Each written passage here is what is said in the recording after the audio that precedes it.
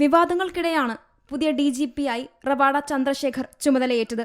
ആ ദിവസം തന്നെയാണ് പോലീസിൽ തന്നെ കല്ലുകടിയായി DGP വിളിച്ച വാർത്താ സമ്മേളനത്തിൽ അനുമതിയില്ലാതെ പുറത്തുനിന്നുള്ള ഒരാൾ കടന്നുവന്നത്. മാധ്യമപ്രവർത്തകരുടെ ചോദ്യങ്ങൾക്ക് DGP മറുപടി നൽകുന്നതിനിടെയായിരുന്നു നാടകീയ രംഗങ്ങൾ.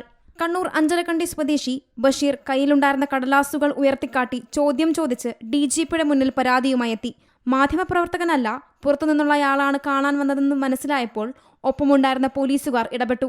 കണ്ണൂർ കണ്ണവം പോലീസ് സ്റ്റേഷനിൽ ഗ്രേഡ് SI ആയി ജോലി ചെയ്യുന്ന സമയത്ത് CPM പ്രവർത്തകർ തന്നെ ആക്രമിച്ച കേസ് പോലീസ് കൃത്യമായി അന്വേഷിച്ചില്ലെന്നാണ് ബഷീറിന്റെ പരാതി.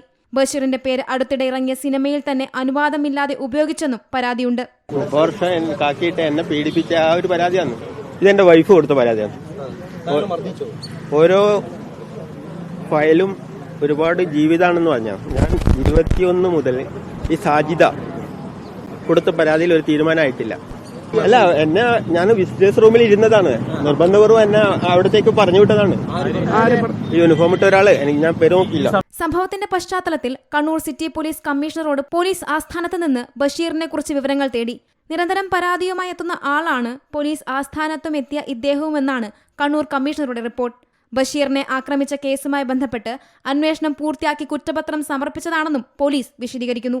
പുതിയ DGP കണ്ണൂരിൽ ജോലി ചെയ്യുന്ന സമയത്ത് സുരക്ഷാ ഉദ്യോഗസ്ഥനായിരുന്നുവെന്ന് പറഞ്ഞാണ് ബഷീർ വഴുതക്കാടുള്ള പോലീസ് ആസ്ഥാനത്തിനുള്ളിൽ പ്രവേശിച്ചത്. ഒരു ഓൺലൈൻ വെബ്സൈറ്റിന്റെ മാധ്യമപ്രവർത്തകൻ എന്ന കാർഡും വാർത്താ സമ്മേളനം നടക്കുന്ന 5ാം നിലയുള്ള ബോർഡ് റൂമിലെത്താൻ ഇദ്ദേഹം ഉപയോഗിച്ചു. ഇക്കാര്യങ്ങൾ അന്വേഷണത്തിൽ കണ്ടെത്തിയിട്ടുണ്ട്.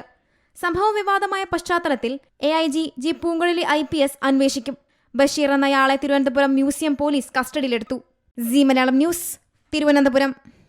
ഏറ്റവും പുതിയ വാർത്തകളും വിശേഷങ്ങളും വിരൽ തുമ്പിലറിയാൻ സി മലയാളം ന്യൂസ് എല്ലാ ഡിജിറ്റൽ പ്ലാറ്റ്ഫോമുകളിലും ലഭ്യം.